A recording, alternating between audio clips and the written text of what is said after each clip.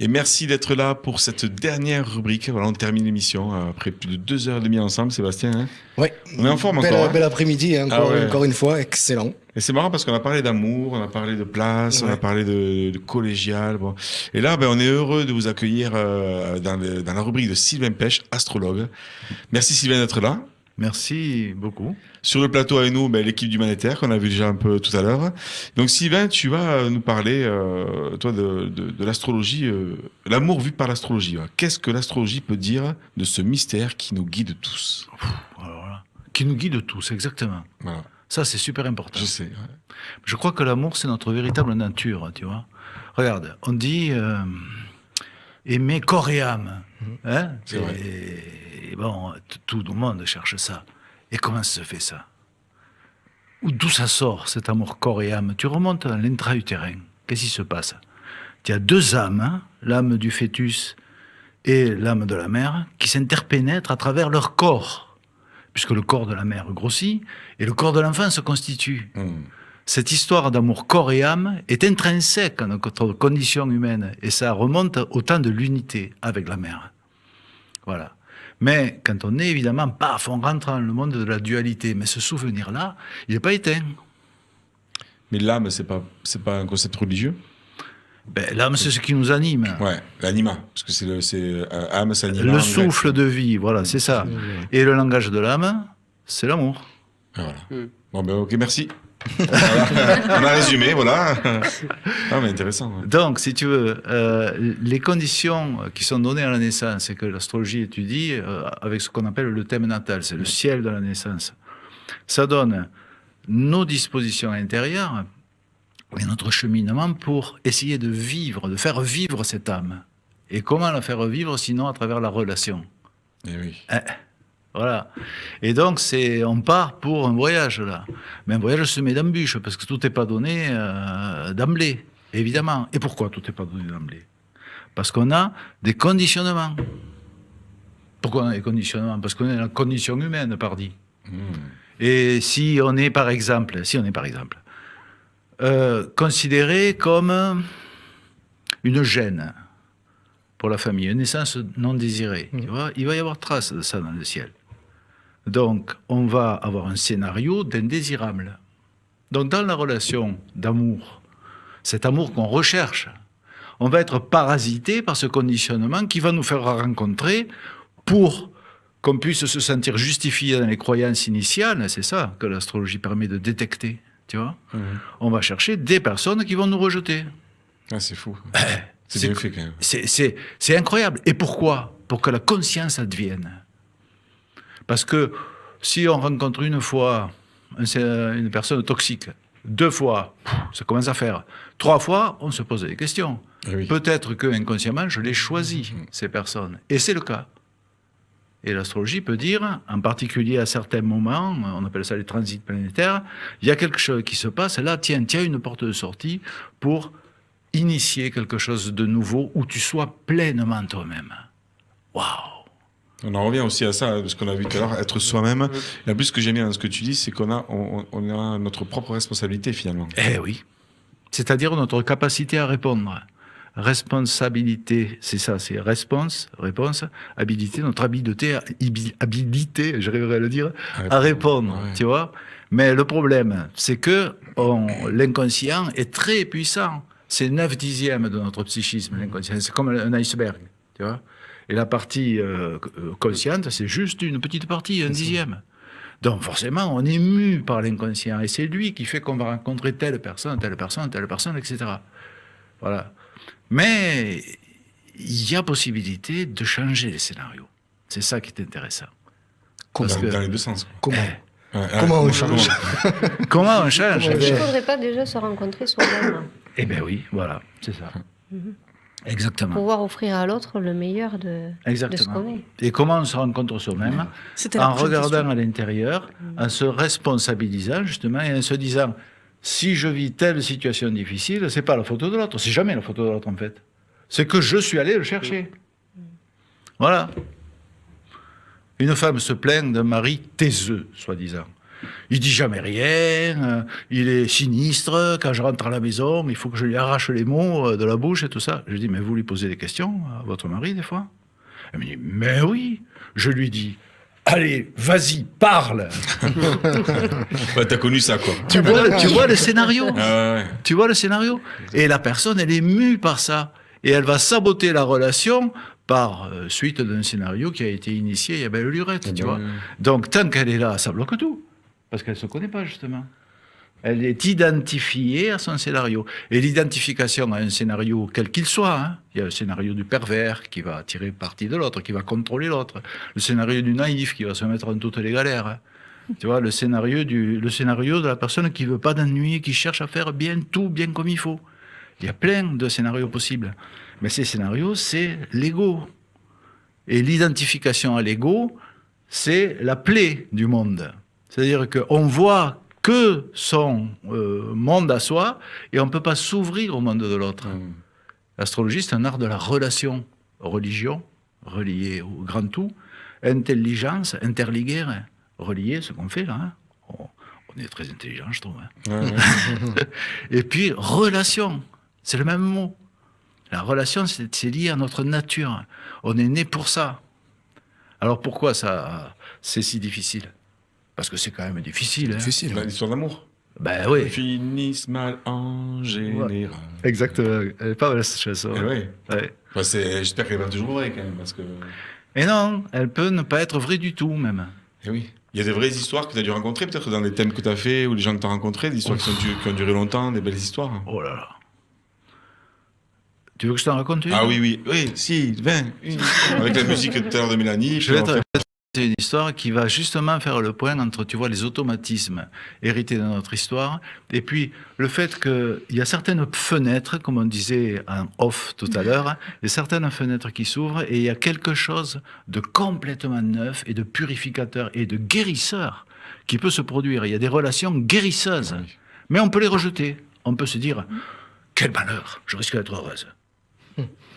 Ça a l'air idiot, mais c'est comme ça que ça se passe, souvent. Un jour, je reçois je raconte. Je raconte une histoire authentique. Hein. Une femme qui arrive et qui me dit des horreurs sur son mari. Un tyran, quoi. Un tyran, psychorigide, qui écoute rien, qui est violent, toujours de mauvaise humeur. Bon. Projection massive sur l'autre. Hein. Ben, ça devait avoir une réalité aussi, hein. Alors je lui dis, il y a combien de temps que vous vivez avec ce tyran? 25 ans. Ah. Et pourquoi? Parce que je l'aime. Qu'est-ce que tu veux dire? J'ai senti que c'était vrai en plus. Bon. Très bien. Vous avez par hasard la date de naissance de votre tyran? Elle me donne la date. Je regarde. Hein. Une harmonie entre les deux. Parce qu'évidemment, on a 7 instruments, tu vois. On a la Lune, la sensibilité, Mercure, la discussion, Vénus, l'image de soi. On se fait aimer par... Ça nous rend beau ou belle, tu vois. Le Soleil, c'est le vouloir créateur. Mars, c'est la capacité d'agir avec l'autre. Jupiter, c'est le fait de profiter de la vie. Et Saturne, c'est le fait de pouvoir prendre des décisions qui sont constructives pour soi, pour l'autre, pour le nous que constitue soi et l'autre. Bon... Donc, si cette partition-là, elle est bien accordée avec la partition de l'autre, bingo, c'est une symphonie, tu vois, la rencontre avec l'autre. Le problème, c'est qu'il y a notre histoire qui vient parasiter ça. Ouais. Alors, je vois ça, une harmonie parfaite, j'avais jamais vu ça. Ah ouais, alors, je lui dis, mais cet homme, c'est l'homme de votre vie. Elle me regarde comme si j'étais fou, je te jure. Et en même temps contente, évidemment. Bon... Je lui explique pourquoi.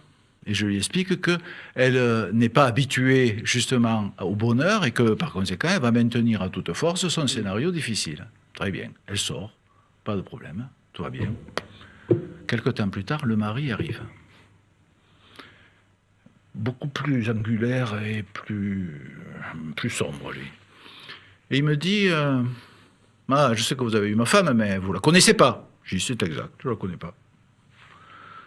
Parce qu'elle en tient une couche. Elle est psychorigide. Il me dit exactement la même chose de sa femme.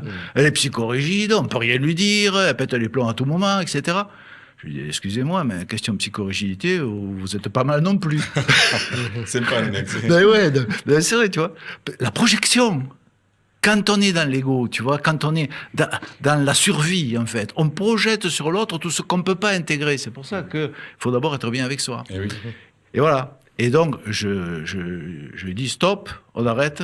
Vous voulez que je vous dise, cette femme, c'est un ange que la vie vous a envoyé. Et il a vu là qu'il y avait quelque chose qui se passait.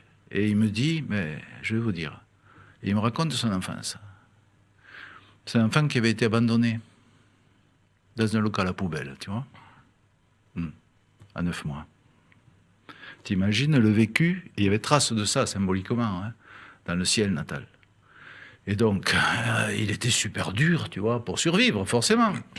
Et donc, ils se sabotaient l'un et l'autre, qui avaient des enfances difficiles, la relation, par fidélité puissante, tu vois, et pulsionnelle à leurs histoires. C'est fou. Et voilà qu'ils reviennent, les deux, un mois plus tard.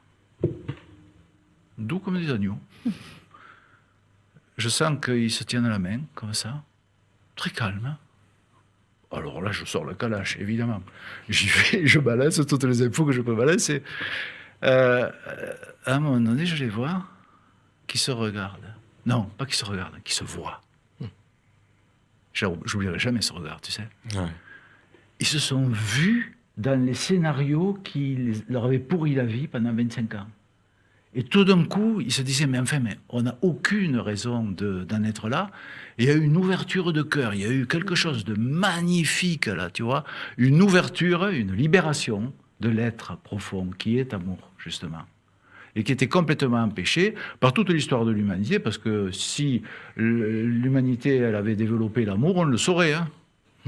Voilà. Donc, tu vois comment ça s'est passé. Je ne les ai plus jamais revus, hein. Les gens heureux n'ont pas d'histoire. C'est qu'ils en sont sortis. Ah ouais. Tu vois? Mais c'est beau. Puis dans ce que tu nous dis, moi, ce que je trouve aussi génial à chaque fois, c'est qu'en fait, à partir du moment où on a une information, elle peut changer notre vie. Absolument. J'ai apprécié quand on a fait aussi le thème astral ensemble, mais j'ai vu d'autres personnes. Il y a eu des fois, en fait, où j'avais des conflits internes par rapport à des histoires, et des fois, on m'a donné une autre vision, terminée. Et ça, c'est remarquable, quoi, comme ça peut nous changer la vie, quoi. Absolument. Mais c'est un logos, c'est une parole. Ça veut dire, astrologos, c'est la parole des astres. Et au départ, tu le disais, il y avait le verbe, je sais pas. Donc, au commencement était le verbe. Et le verbe était Dieu, et le verbe était avec Dieu. Ça, c'est l'évangile de Jean. Tu vois?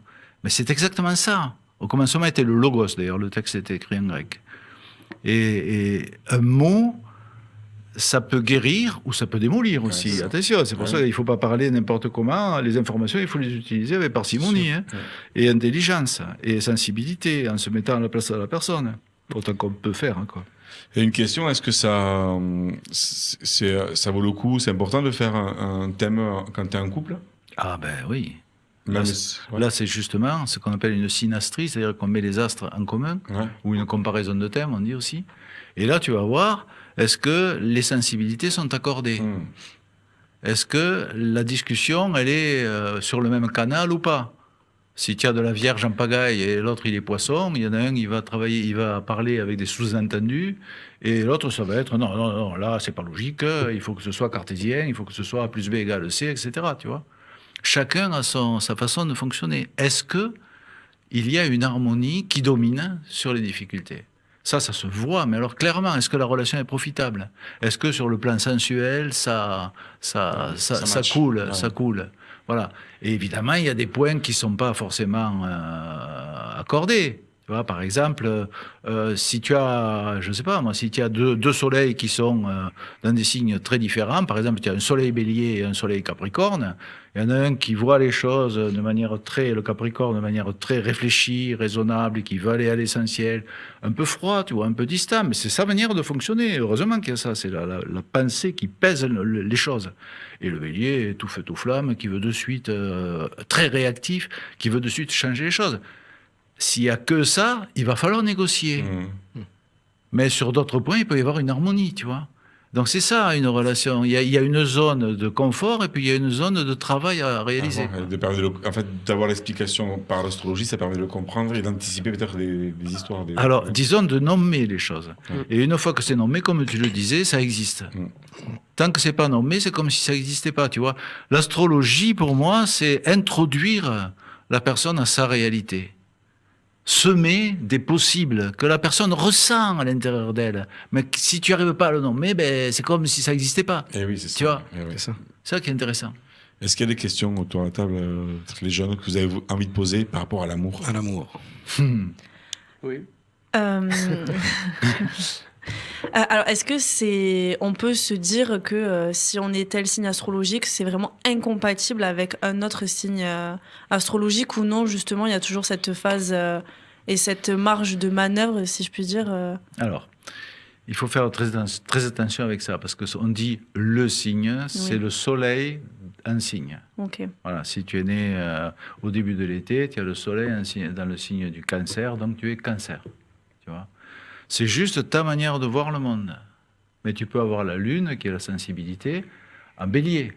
Et donc avoir un côté tout feu, tout flamme dans ton émotion, dans ton émotivité. Tu vois. Donc il faut voir les correspondances entre les différentes parts de nous-mêmes. On a un orchestre à 7 instruments à l'intérieur de soi. Donc s'il y en a un qui fait des canards, pour l'autre, c'est pas grave. Parce que le reste va prendre le relais, tu vois. Voilà. Donc c'est pas si simple que ça. Il faut regarder l'ensemble. Et puis, c'est bien d'avoir de l'opposition aussi. Ça permet de s'affirmer face à l'autre. Mais il ne faut pas qu'il y ait que des oppositions. Oui, bien sûr. S'il n'y a que des contrariétés, ça ne va pas. Ok. Mais s'il n'y a que des facilités, c'est bien qu'il y ait toujours une petite zone de friction et de tension. C'est comme ça qu'on avance. Sinon, on dort. Excellent. D'autres questions? Moi, j'ai une petite question, oui. Une fois, j'ai rencontré un homme qui est né le même jour et le même mois que mon ex-compagnon. Aïe. Et en plus, moi, mon prénom, c'est le prénom de son ex-femme. Mon prénom. Donc là, je me dis, je fuis ou je reste. Est-ce qu'il faut regarder plus profondément dans les astres, avec les ascendants, les descendants, peut-être? Ah, ben il faut regarder. C'est sûr que si on regarde l'ensemble, on va pouvoir poser un diagnostic, je n'aime pas le terme, mais on va pouvoir poser un regard objectif sur la relation. Maintenant, il n'est pas inutile de vivre des relations difficiles parce que ça peut faire partie de notre chemin d'évolution. On a besoin de saturer un programme, peut-être en se mettant dans des relations difficiles, pour pouvoir en faire vraiment le tour. Et dire là maintenant, stop, j'en ai assez. Je passe à autre chose. Tu sais, regarde, quand tu as un problème de santé, j'espère que tu n'as pas de problème de santé, mais imaginons que tu aies un problème de santé. Tu n'as pas envie d'aller à l'hôpital. Hein. Tu attends vraiment d'être handicapé. Si tu ne peux pas faire autrement, tu vas à l'hôpital. Eh ben, parce qu'on est flemmard, en gros, hein, les humains. Hein. Voilà. Eh ben, c'est pareil. C'est exactement pareil. Pour comprendre quelque chose, il faut saturer la souffrance. Et là, on passe à autre chose. Voilà. Donc, les premières relations qu'on a, elles sont névrotiques. On y va avec notre conditionnement. Mais plus on prend du recul et plus on prend de la maturité, c'est-à-dire que, ok, j'ai ce comportement-là, mais je ne suis pas ce comportement. Ah, qui suis-je alors? Se découvrir soi-même, se connaître soi-même pour être connu par l'autre. Oui. Voilà. Et l'astrologie est souveraine là-dessus. Il y a des planètes, par exemple, la Lune, c'est recevoir. Si tu ne te laisses pas approcher, si tu es comme un hérisson, ben la relation elle va s'en ressentir, forcément.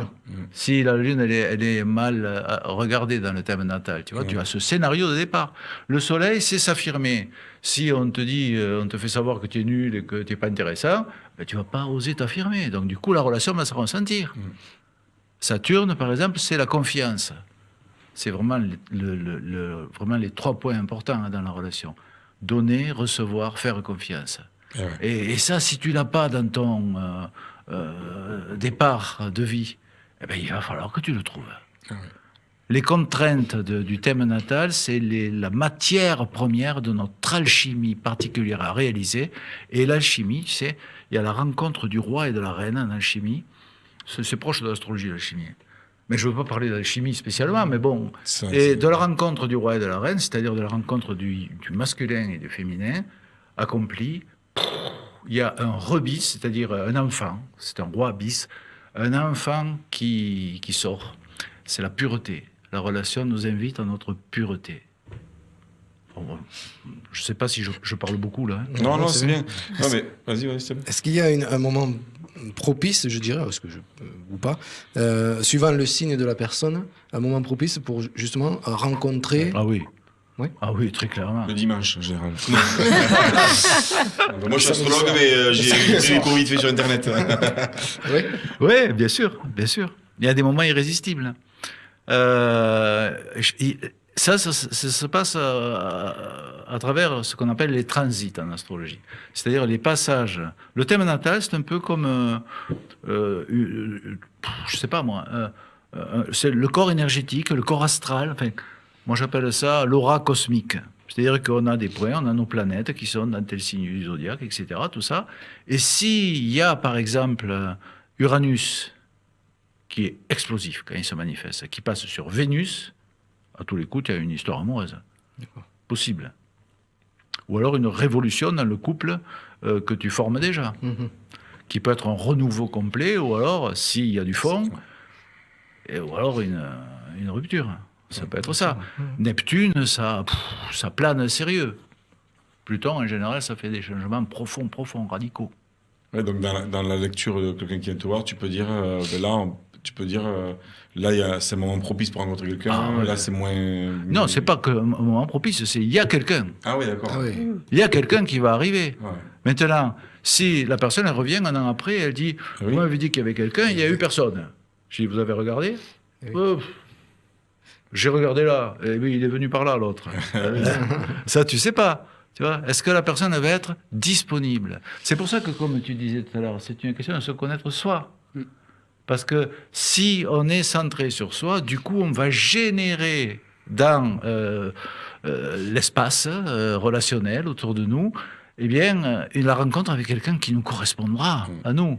Si on est coincé dans un scénario répétitif, eh bien, on va rencontrer des gens qui vont nous justifier dans notre scénario répétitif. Et tu changes ton regard, tu changes ta réalité, c'est ça le truc. Et l'astrologie est une aide pour ça, une aide pour évoluer. Ça ne va pas changer en soi le monde, mais ça va donner des pistes. Comme tu disais tout à l'heure, tu nommes, et du coup, ça résonne à l'intérieur. Tu comprends, et tu peux en fait, comme un bateau, tu vas naviguer parce que selon le vent qui arrive, tu as une info pour... C'est ça. Pour le faire. Tu vas pouvoir te dire, ça m'invite à aller plus loin, ou aller plus profond, plutôt, de moi-même. Alors, ce qui est important, c'est que quand vous draguez, les jeunes et moins jeunes, en fait, c'est que tu vas demander le loisir, qu'est-ce que tu fais à la vie, et après, tu glisses, et tu es né où, à quelle heure et c'est quoi l'adolescence? Mais pourquoi tu m'as... C'est pour savoir. Un petit message. 10h15, et après, tu vas à Sylvain, tu dis, alors Sylvain, lui, tu le fais, ok, ben là, laisse tomber, c'est ça. Ça vaut pas le coup. Moi, j'ai une question. Non, ça marche pas Ça comme marche pas comme ça. Non, Je sais pas, j'essaie de trouver les moyens. Un petit message. J'ai une petite question parce que je suis signe de feu. Oui. Donc, je voudrais savoir, par exemple, les signes de terre, est-ce que la terre, du coup, si ça recouvre le feu, ou l'eau, un signe d'eau, il peut m'éteindre, ou un signe d'air, justement, il peut m'enflammer, parce que l'air, quand même, avec le feu, ça peut s'embraser. Ouais. De manière générale, l'air et le feu sont complices. Parce que, regarde la cheminée, tu mets du feu dans la cheminée, et c'est l'air qui fait que le feu flambe. L'eau et la terre, ça fait pousser les plantes. C'est fertile. Dans les signes d'eau, par exemple, Cancer et Taureau, ça va très bien ensemble. Tu vois, il y a des correspondances. Par Donc, mon signe de feu, du coup, plutôt de l'air. Le feu, l'air, ça va. Mais bon, il peut y avoir aussi des associations heureuses avec l'eau ou avec la terre. Tout dépend de comment la personne se situe dans la relation. Si on attend que l'autre fonctionne comme soi, c'est cuit.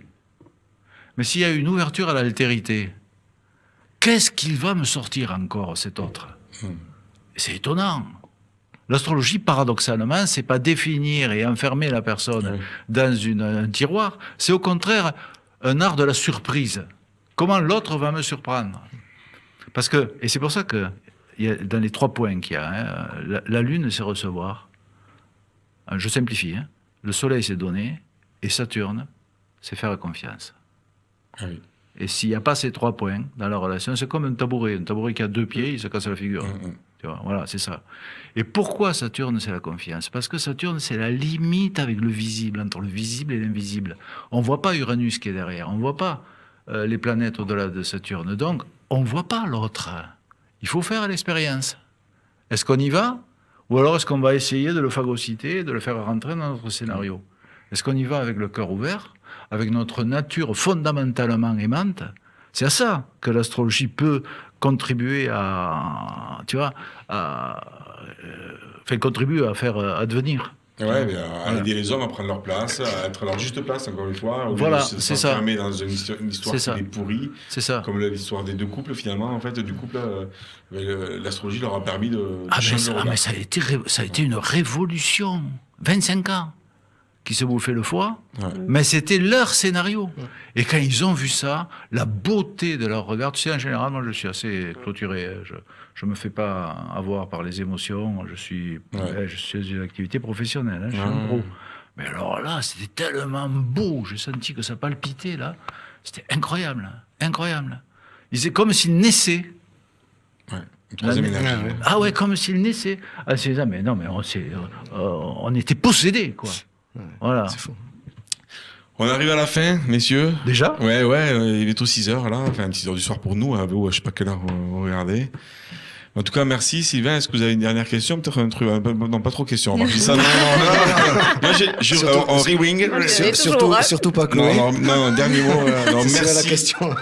Merci Sylvain encore de nous avoir éclairé. Moi, on est tous fans de tout ce que tu dis, ce que tu fais. Je trouve que l'astrologie apporte vraiment quelque chose de concret en fait dans l'explication de ce monde, en fait, de notre vie sur Terre. Moi, j'aime bien. Oui, et puis surtout, ça s'apprend. Et ça s'apprend. Tu vois, c'est pas moi, j'ai aucun don particulier. J'organise des stages, tu vois. C'est sur mon site. Je sais. Ouais, je le mets à chaque fois. Je l'ai pas noté, mais je le mets à chaque fois sur astrologie humaniste. Je sais plus, je l'ai pas là avec moi. Mais je le mettrai. Non, mais il est toujours à la fin de YouTube. Il y est. Voilà, ça c'est sûr. Ouais. Et ça s'apprend. Et donc c'est ça qui est fascinant. Il y a de plus en plus de gens qui s'intéressent à ça. Le prochain stage que je vais faire en avril, là, c'est sur l'amour de soi justement et les 6 niveaux d'interprétation du thème. Mais n'hésitez pas à regarder le site. Vous le verrez en dessous de YouTube. Et comment il s'appelle ton site? Tu le connais, non? Alors oui, bien sûr. Quand même, je suis pas gaga.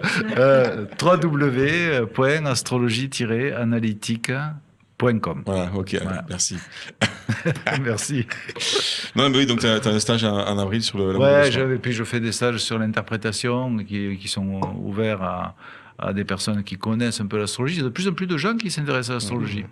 Ah oui, mais ouais, parce que c'est une façon en tout cas de mieux se connaître et d'aider les autres à se connaître. Ouais, mais c'est nouveau. Tu sais, quand j'ai commencé, moi, il y a plus de 30 ans. C'était mal vu, quoi. Ouais, c'était marginal. Ouais. Maintenant, c'est presque lieu commun. Tu vois, voilà. Mais merci Sylvain encore de nous avoir éclairé de tes connaissances.